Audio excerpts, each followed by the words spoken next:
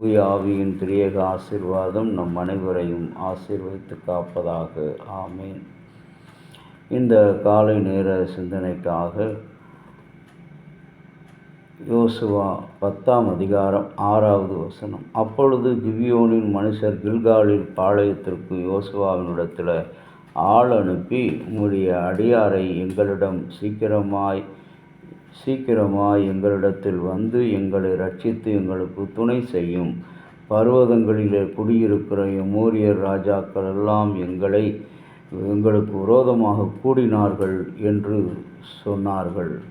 அன்பின் இறை மக்களே, பர்வதங்களில் இருக்கிற ராஜாக்கள், இன்றைக்கு மலை மேல் இருக்கிற பட்டணம், பர்வதம் என்று சொல்லும் பொழுது உயரத்தை குறிக்கிறது. சமுதாயத்தில் ஜாதியத்திலே உயரத்தில் இருக்கிறவர்களெல்லாம் நமக்கு விரோதமாக ஒன்று கூடுகிறார்கள்.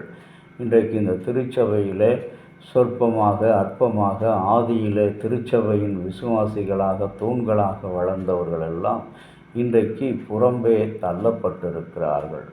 ஆனால் இதற்கு காரணம் பர்வதமாகிய சொல்லப்படுகிற அந்த மலை மேல் இருந்து ஒதுக்குப்புறத்திலிருந்து வேறு இடத்திலிருந்து வந்தவர்கள் இன்றைக்கு ஆட்சி செய்து கொண்டிருக்கிற நிலை. இதைத்தான் இந்த திருமொழி நமக்கு தெளிவாக எடுத்துரைக்கிறது. ஒருவேளை நீ இந்த திருச்சபையில் சொற்ப ஜனமாக இருக்கலாம். ஆண்டவரிடத்தில் இந்த காலை நேரத்தில் முறையிடுகிறது போல, இந்த கிபியோனியரை போல முறையிடும் பொழுது, கடவுளே, நீர் எங்களிடத்தில் வந்து எங்களை சீக்கிரமாய் ரட்சியும், எங்களுக்கு துணை செய்தருளும். எங்களுக்கு மனித உதவியோ அரசு உதவியோ அதிகாரத்தின் உதவியோ ஆளுமையின் உதவியோ ஒன்றும் இல்லாத நிலையில் நாங்கள் சிக்கி தவித்து கொண்டிருக்கிறோம். எங்களை ரட்சிக்க தேவரீர் இறங்கி வாரும் என்று சொல்லி இறைமகனாகிய ஆண்டவரிடத்தில் நாம் கேட்க கடமைப்பட்டிருக்கிறோம். அன்புக்குரிய இறை மக்களே, ஒரு பெண்ணானவள் தன்னுடைய குருவிடம் சென்று நான் மீட்பு பெற வேண்டும் என்று சொல்லி அங்கே கேட்கும் பொழுது அந்த பெண் சொல்கிறார், அந்த துறவி குருவானவர் சொல்கிறார், மீட்பு பெற வேண்டும் என்று சொன்னால் உன்னிடத்திலே அந்த எண்ணம் முதலாவது வர வேண்டும். அந்த விடுதலைக்குரிய மீட்புக்குரிய எண்ணம் உன்னிடத்தில் பிறக்க வேண்டும். அந்த எண்ணம் பிறந்தால்தான் நீ மீட்படைய முடியும் என்று சொல்லுகிறார். இந்த சாதாரண ஒரு உதாரணத்தின் வழியாக ஆண்டவர் உன்னிடத்தில் என்னிடத்தில் இருந்து ரட்சிப்புக்கான, விடுதலைக்கான, மீட்புக்கான சிந்தனை, ஆர்வம், வாஞ்சை நம்மிடத்தில் இருக்கும் பொழுது நாம் முழுமையாக மாமிசத்திலும் சரீரத்திலும் ஆவியிலும் விடுதலை பெற்ற மக்களாக, ரட்சிக்கப்பட்ட மக்களாக, தேவ உதவியை பெற்று நிலைத்து வாழ்வர்களாக நாம் இருப்போம் என்று ஆண்டவர் சொல்கிறார். ஆகவே இந்த நாளில் அப்படிப்பட்ட தூய சிந்தனையோடு ஆண்டவரிடத்தில் நம்மை அர்ப்பணிப்போம்.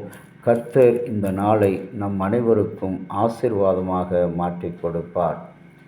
அநேக மக்களை பார்க்கிறோம்.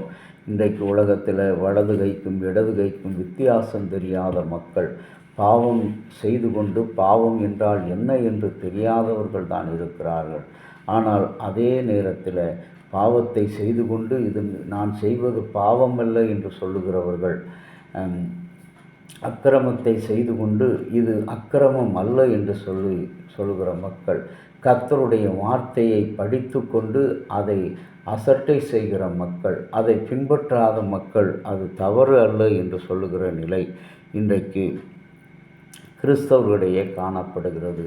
இங்கே இந்த கிபியோனர்கள் கேட்டது போல, கடவுளே, நீர் எங்களுக்கு இறங்கி எங்களை ரட்சியும், எங்களுக்கு உதவி செய்யும், துணை செய்யும் என்று சொல்லி கேட்டது போல, மனித உதவிகள் ஒருபோதும் நமக்கு நிலைத்திருக்காது, நிலையானதாக இருக்காது.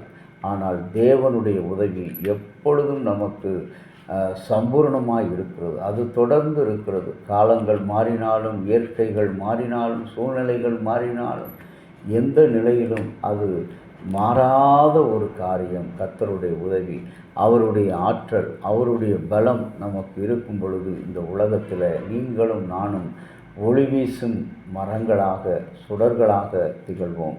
ஆகவே கர்த்தர் இந்த நாள் முழுவதும் நமக்கு ஆசீர்வாதமும் ரட்சிப்புமாக இருந்து வழி நடத்துவார். கடவுளை நோக்கி செபிக்கலாம். அன்பின் பரலோக பிதாவே, உம்முடைய திரு சன்னிதானத்தில் அழைக்கப்பட்ட எங்களுடைய வாழ்வுக்காக நன்றி செலுத்துகிறோம். இந்த நாளிலும் யார் உதவியை நாடுவோம் என்று நிலையில்லாத உலகத்தில் நிர்பந்தமாய் நிற்கிற பாவிகளாய் எங்களுக்கு இறங்கி, இந்த கிபியோனரைப் போல யோசுவாவினிடத்தில் இறங்கி வந்து கேட்டதை நாங்கள் உம்மிடத்தில் கேட்கிறோம். பாவிகளாக எங்களுக்கு இறங்கி எங்களை ரட்சியும், எங்களுக்கு துணை செய்தருளும். பாவம், பிசாசு, மாமிசம், அதிகாரம், ஜாதியம், செல்வாக்கு இவைகளில் இருக்கிற ஆண்டவரை எங்களுடைய அடிமைத்தனங்களை எங்களிடத்தில் இருந்து அகற்றி போடும். இறைமகனும் மீட்பரும் இரட்சகருமாகிய இயேசுவின் இன்பநாமத்தில் வேண்டிக் கொள்கிறோம் ஜீவனுள்ள நல்ல பிதாவே, ஆமேன். தந்தையாகிய கடவுளின் அன்பும் மைந்தராகிய இயேசுனுடைய அருளும் பரிசுத்த ஆவியினுடைய நல்ல உறவும் பாதுகாப்பு உங்கள் அனைவரோடு இருப்பதாக. ஆமேன்.